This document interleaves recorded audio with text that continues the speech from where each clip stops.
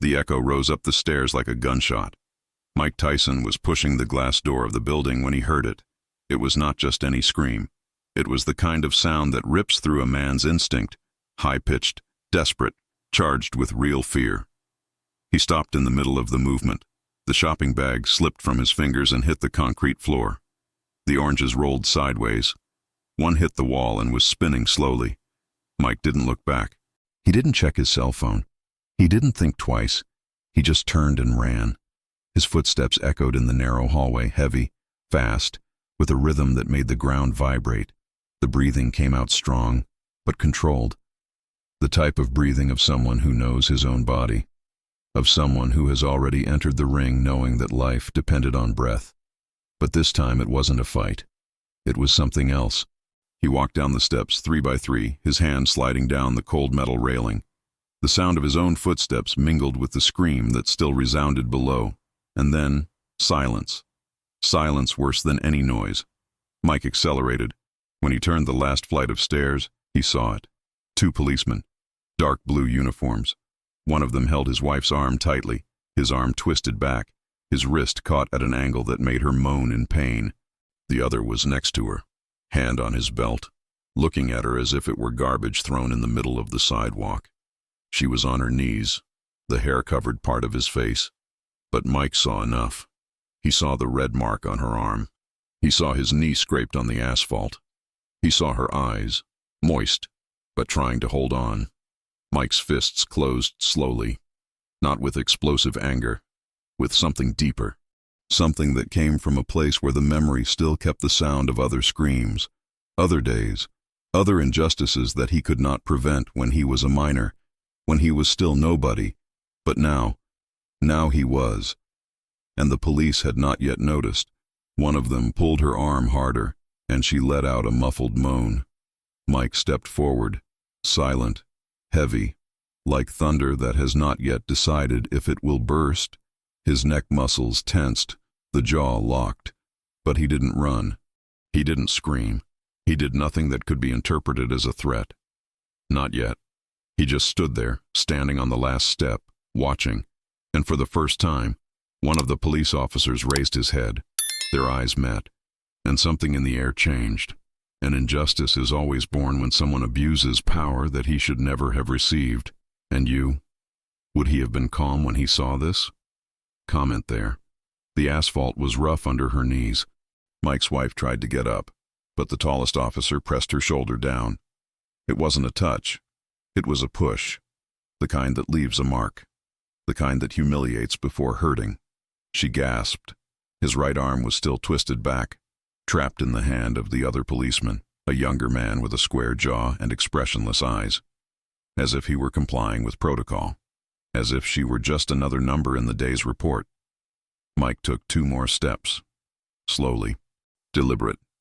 The police had not yet turned completely. Only the tallest had cast a quick glance, too short to understand what he was seeing, too fast to feel the weight. Mike's wife finally raised her head. The hair stuck to his face. Her eyes met his, and in that second, she didn't have to say anything. Mike saw it all. He saw the pain. He saw the shame of being there, on the ground, in front of strangers. He saw the fear that he would do something that had no return. She shook her head, lightly, almost imperceptible. No. But Mike was already decided. I just hadn't chosen the how yet. The younger officer pulled her arm again, forcing her to stand. But she stumbled.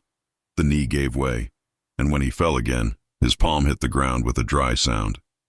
Mike felt something break inside him, not anger, worst, clarity. He took a deep breath, once, 2, as he did before entering the ring, as she did when she knew it was going to hurt, but that she had to endure it.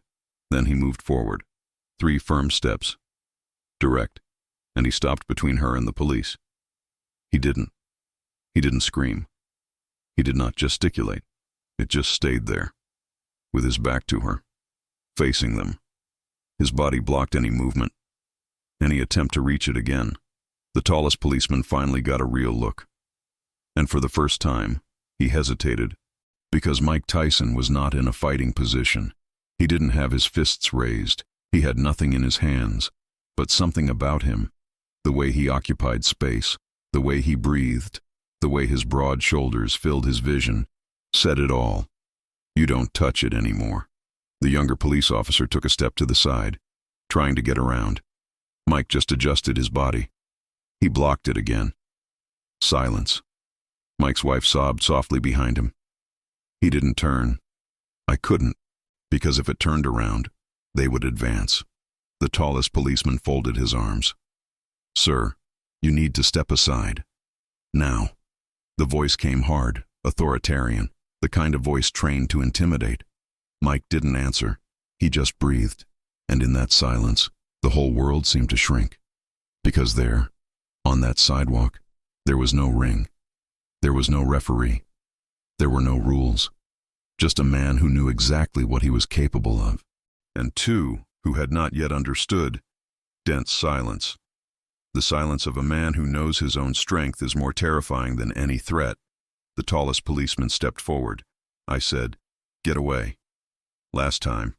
His voice was louder now, more tense, as if he needed to convince himself that he still had control of the situation. Mike Tyson didn't move, not an inch. His feet were planted in the ground like roots. The broad shoulders blocked any angle of view of his wife. He didn't look around. He didn't check who was watching. He did not look for a way out. Because I wasn't looking to leave, the younger policeman touched his belt. The hand slowly descended to the holster. He did not pull the gun, but the gesture was there. Clear, deliberate, a silent threat. Mike Tyson saw it, and something about him, something that had been trained for years to read movements, to anticipate blows, to sense danger before it arrived, registered everything. The policeman's breathing became faster. His jaw locked. The hand was still in the holster. Mike Tyson threw up his hands. Slowly, palms open, relaxed fingers. But it was not surrender. It was a warning, because his hands only went up to chest height, and they stayed there. Stops. As if to say, I will not attack, but if you move forward, you're going to force me. The younger officer hesitated. For a second, just one, he looked at his partner, as if he were asking for confirmation, as if he was waiting for someone to tell him what to do. Because the protocol didn't cover that. It didn't cover what happens when you threaten someone, and the person does not back down. Behind Mike Tyson, his wife was breathing heavily. The sound was irregular, chopped. She tried to get up, but her knee trembled too much. Mike Tyson listened, and he did. But it didn't, because if it turned around, they would interpret it as weakness, as an opening, and he couldn't give it to them. The tallest policeman took another step. Now he was less than a meter away. Last chance, or we will have a serious problem here. Mike Tyson tilted his head slightly to the side. It was not a challenge, it was observation, like a fighter who studies the opponent, who sees the tense muscles, who perceives the fear hidden behind arrogance. And then Mike Tyson spoke. Low, calm, with a voice that didn't need to scream to carry weight. The problem already started when you touched her. The words fell like stones. Dry, definitive, no explicit threat, no cursing, no unnecessary emotion, just fact. The taller policeman blinked. Once, as if he had been hit by something he didn't expect, because Mike Tyson's voice wasn't full of anger. I was full of certainty, and certainly, at that moment, it was much more dangerous. The younger officer finally took his hand out of his holster, but now she was close to the radio. As if he were thinking of asking for reinforcement, Mike Tyson noticed, and he waited, because he knew something that they hadn't yet understood. Every second that passed, more people stopped on the sidewalk, more windows opened, more cell phones were raised, and the more witnesses, less room they had to lie. The real danger does not scream. He stands still and wait. The tallest policeman advanced. It didn't run. He didn't punch. But he reached out to push Mike Tyson to the side. His hand reached Mike Tyson's shoulder, and it stopped. Because Mike Tyson didn't move. It didn't even sway. Nor did he back down. He didn't even react. It was like pushing a wall. The policeman tried again, more strength this time. The muscles in his arm tensed. His face turned red. Mike Tyson stayed exactly where he was. The planted feet, the solid body, controlled breathing. The officer looked down at his own hand on Mike Tyson's shoulder, as if he didn't understand why it wasn't working. And then someone spoke, a male voice, coming from the sidewalk across the street. "Dude, this is Mike Tyson." The sound came low, almost whispered, but loaded with something that made the air change. Recognition. The younger police officer turned his head, too fast, as if he had been hit. "What?" The voice came out squeaky, insecure. Another passerby, an older man in a cap and denim jacket, stopped at the corner. He held his cell phone, but he was not filming. It was just looking, with his mouth ajar. "It's him, bro. Mike Tyson, the fighter." The tallest officer let go of Mike Tyson's shoulder. Slowly, as if his hand had touched red-hot coals, he took a step back. Only one. But it was enough. Mike Tyson didn't move. He didn't smile. It just stayed there, standing property. With his eyes fixed on the two policemen, the younger officer looked at his partner. Then he looked at Mike Tyson. Then he looked at the woman on the floor, Mike Tyson's wife, who could now breathe better, but her arm was still injured. And for the first time, the policemen understood. They hadn't stopped just any woman on the street. They had hurt the wife of one of the most dangerous men on the planet. The tallest policeman's jaw trembled.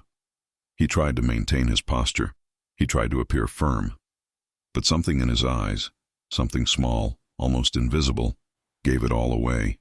Fear. Mike Tyson saw it. And he didn't have to say anything, because his name had already done the work. It wasn't physical strength. It was not the threat. It was reputation. It was the weight of decades in a ring.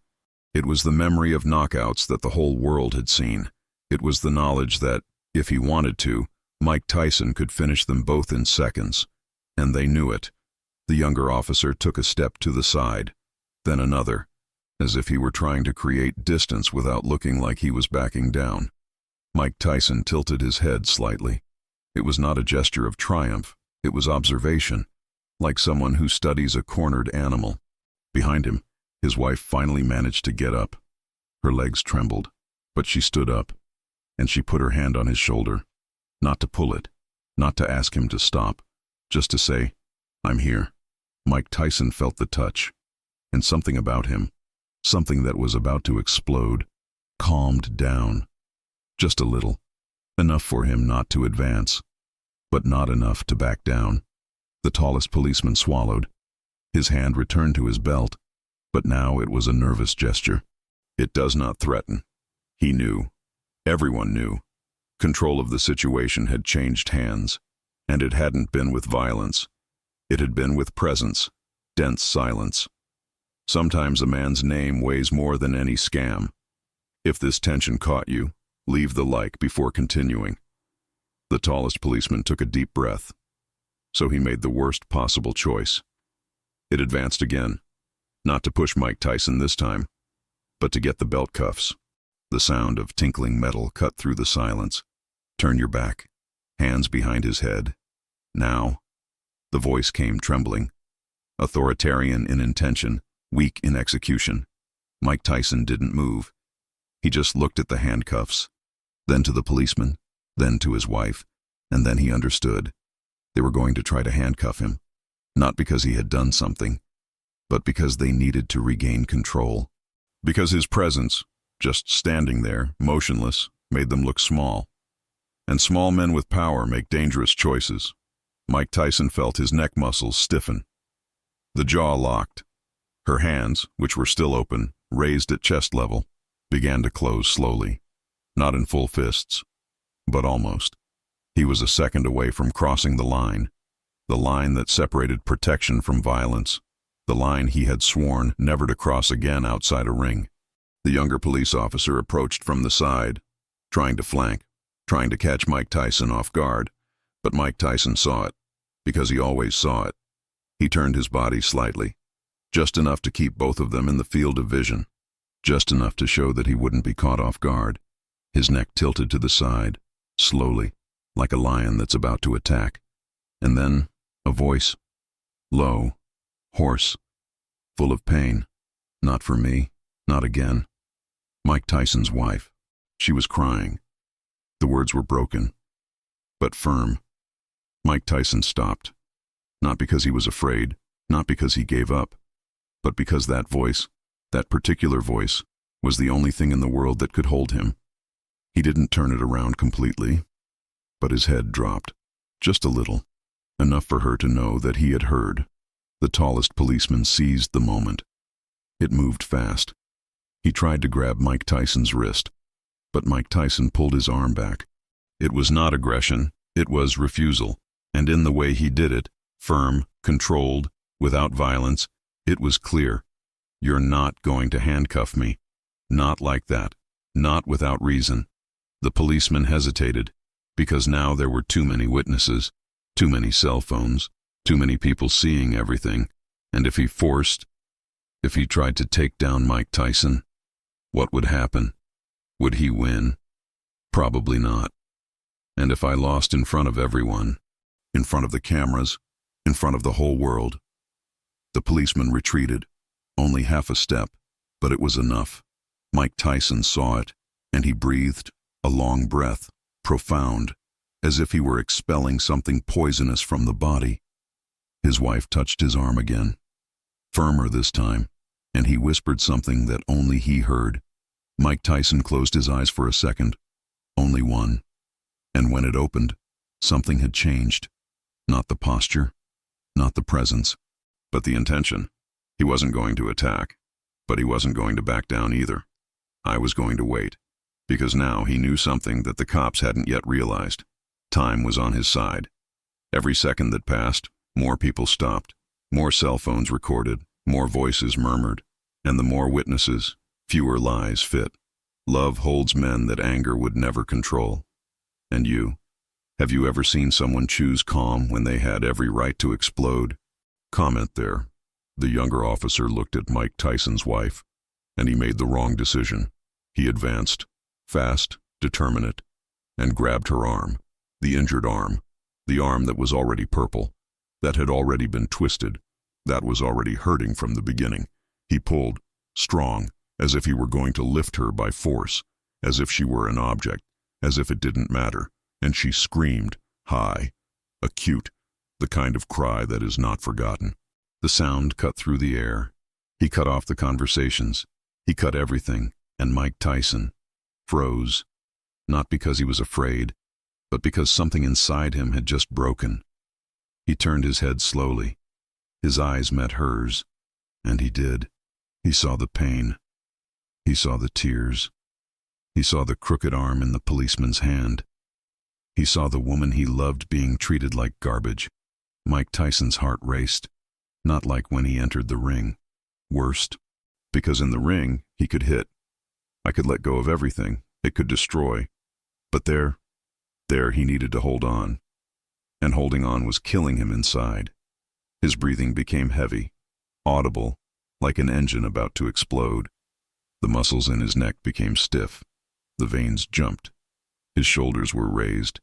And then he took a step, a single step. But it was different from the others. It was not calculated. It was not controlled. It was instinctive. The ground seemed to shake as his foot hit the asphalt. The younger policeman felt it. He looked up, and he saw Mike Tyson coming towards him, not running, only advancing, like a wall of muscles and pent-up fury. The policeman let go of the woman's arm. Too fast, instinctively, and he retreated 2 steps. Mike Tyson stopped, less than half a meter away, so close that the policeman could hear his breathing, feel the heat, see every detail of his face. And in that face, there was no uncontrolled rage. There was something worse. There was a decision. Mike Tyson looked at him, straight in the eyes, and he didn't blink. He did not threaten. It just stayed there. Property. But the way he was standing, the weight of his body leaning slightly forward, his shoulders aligned, his hands at his sides, ready, said it all. If you touch it again, I won't hold it anymore. The younger policeman swallowed. His hands trembled. He looked at his partner, looking for support, looking for someone who would tell you what to do. But the tallest policeman had also retreated, because now he understood. They had made the fatal mistake. They had hurt her in front of him. They had crossed the only line that could not be crossed. Mike Tyson's wife held her injured arm to her chest. She was crying, but not of weakness, of real pain. And Mike Tyson saw that. I felt that, and with each passing second, the line got thinner. Whoever hurts an innocent person creates his own enemy.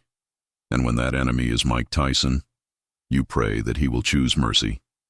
The tallest policeman reached into his holster. Slowly, deliberately, his fingers brushed the handle of the gun. He didn't, but the gesture was there. Of course, as an ultimatum, I said, on the ground. Last time. His voice tried to sound firm, but it came out cracked. Too tense. Mike Tyson didn't move.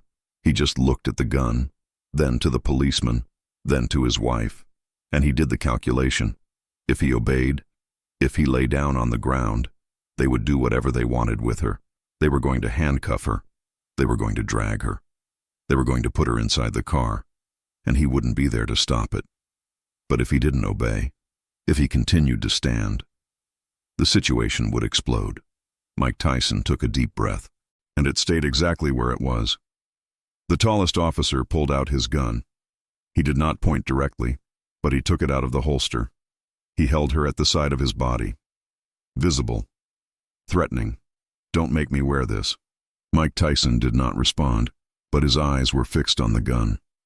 Then they returned to the policeman's face, and something in that look, something cold, calculated, dangerous, made the officer hesitate, because Mike Tyson wasn't afraid.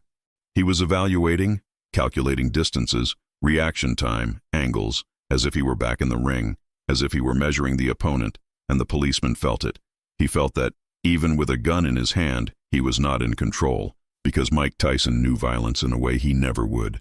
Mike Tyson had spent his entire life in a world where hesitating meant falling, where fear meant losing, and that policeman was hesitating. The younger officer tried to move again. He tried to flank, but Mike Tyson turned his body, just enough, keeping them both in the field of vision. And then, voices, coming from the sidewalk, coming from the windows, coming from everywhere. He didn't do anything. Are you guys slutty? That's abuse. Everyone's filming, brother. The taller policeman looked around. For the first time, he saw it.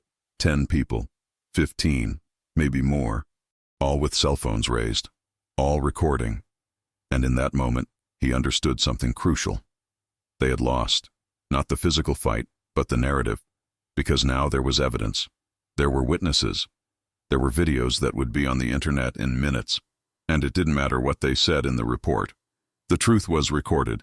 Mike Tyson saw the change in the officer's face.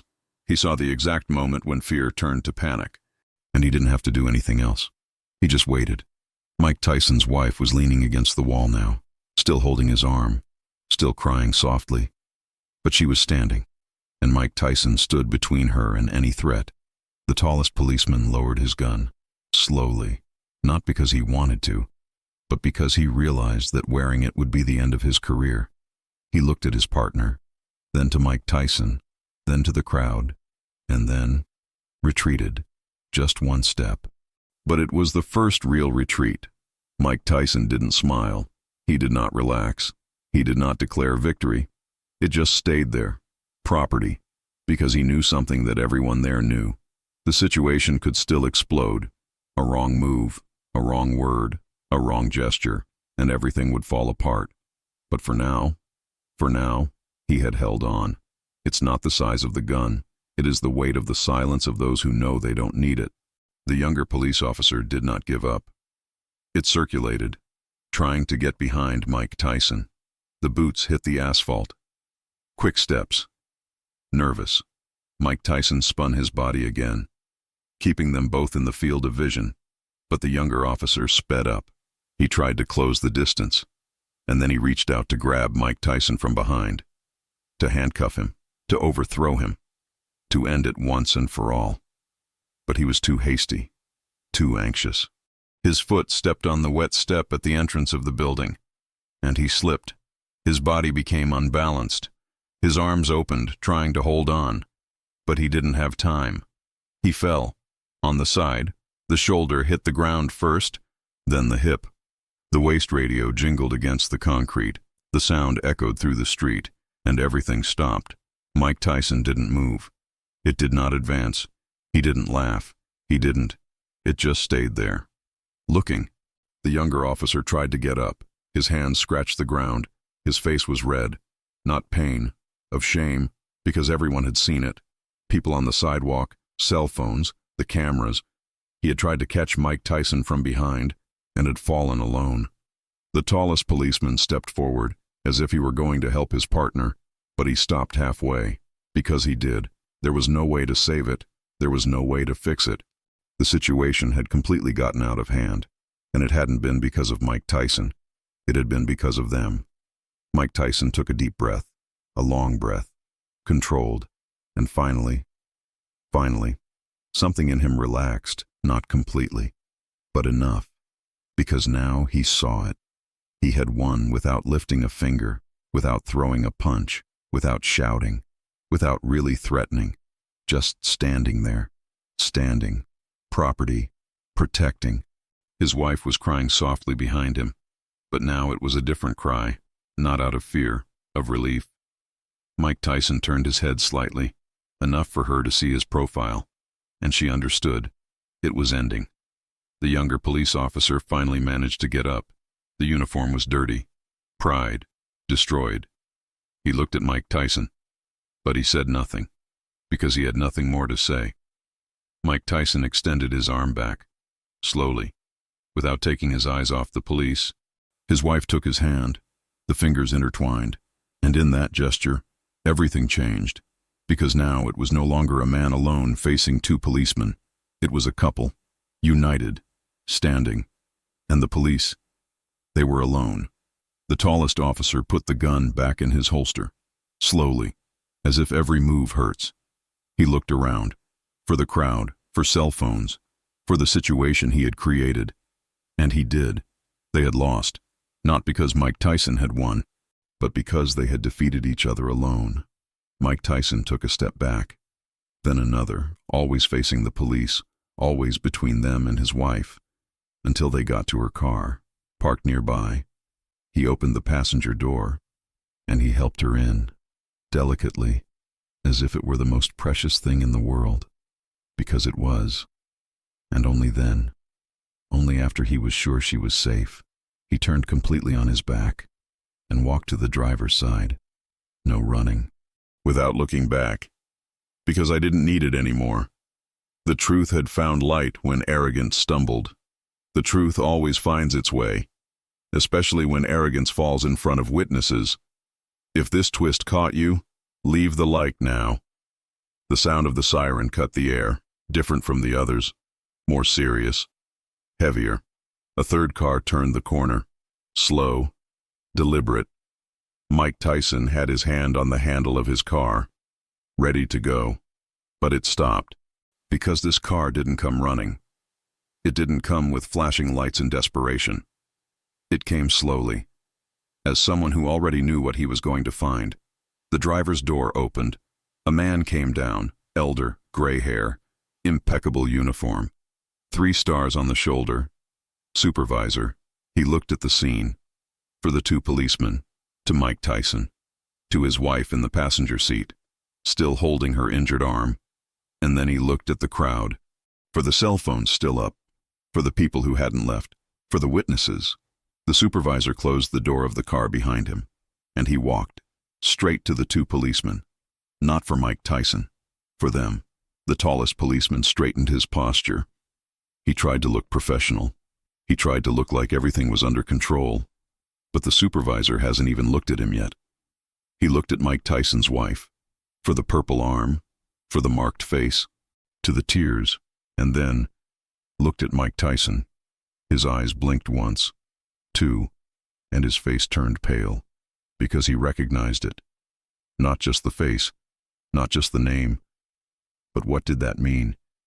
He knew who Mike Tyson was. and he knew what the two policemen had just done. The supervisor took a deep breath. Then it turned to the police.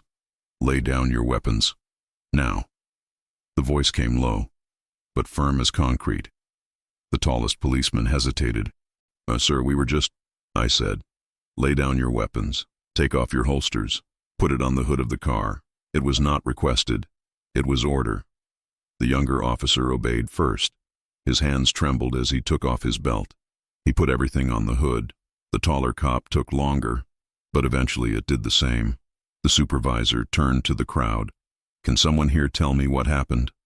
5 people spoke at the same time. They all said the same thing. They assaulted her. He was only protecting his wife. He did nothing. The supervisor nodded. Slowly. Then he looked at Mike Tyson again. "Sir, I'm sorry. Very much so." Mike Tyson did not immediately respond. She just looked at him, as if you were measuring, evaluating whether it was real, if that was sincere, and then nodded. Once, small, almost imperceptible, but it was enough. The supervisor turned to the officers. "You two, in the car. Now. And don't even think about playing it on the radio." The tallest officer tried to speak. "But sir, she was—" "I didn't ask." The supervisor's tone cut off any attempt at explanation. The 2 police officers walked to the vehicle, crestfallen, defeated, because now they knew. They had just destroyed their own careers. They had assaulted an innocent woman, in front of witnesses, in front of cameras, and the woman was Mike Tyson's wife. There was no way out of it. The supervisor approached Mike Tyson, slowly, respectfully. "The ambulance is already on its way. I will need you to testify. But, from what I saw here, and from what these people are saying, you have nothing to fear." Mike Tyson looked at his wife. She was still crying, but now with a different kind of tear. Not pain, of relief. Mike Tyson returned to the side of the car. He opened the door again, and he held her hand. He said nothing. He didn't need to. It just stayed there, next to her. As it always has been, as it always would be, dense silence. A man is measured by what he protects, not for what it destroys. Share this. Someone needs to hear this lesson today. The ambulance arrived 7 minutes later. The red lights flashed slowly, without exaggerated urgency, but with the seriousness that the situation demanded. 2 paramedics descended, a woman with her hair tied up and a younger man with a first aid kit in hand. They went straight to Mike Tyson's wife. Mike Tyson walked away, just enough to give you space, but he did not leave the area. He never left the area. The paramedic examined her arm carefully. He touched the purple marks. He checked his pulse. He asked questions in a low voice. Mike Tyson's wife responded, slowly, still shaking a little, but she was breathing better now. Mike Tyson watched everything. His eyes followed his every movement, every gesture, as if he was making sure nothing else was going to hurt her. The supervisor was next to the vehicle, speaking on the radio. His voice was firm, direct. "Yes, I confirm. 2 agents being removed from the operation. Internal investigation will begin immediately." Across the street, the 2 police officers were sitting in the back seat of the car, separate, silent.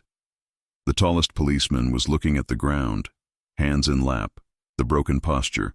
The younger policeman looked out the window, to Mike Tyson, to his wife, and then he looked away. Because I couldn't support it anymore. I could no longer pretend that I had done the right thing. The paramedic finished the dressing. "You need to take an X-ray. Nothing looks broken, but the twist was strong. We will take her to the hospital." Mike Tyson nodded. "I'll go along." It wasn't a question. It was a statement. The paramedic smiled slightly. Of course." Mike Tyson helped his wife up. She supported the weight on her good arm. He held her by the waist, slowly, carefully, as if it were glass. They walked to the ambulance.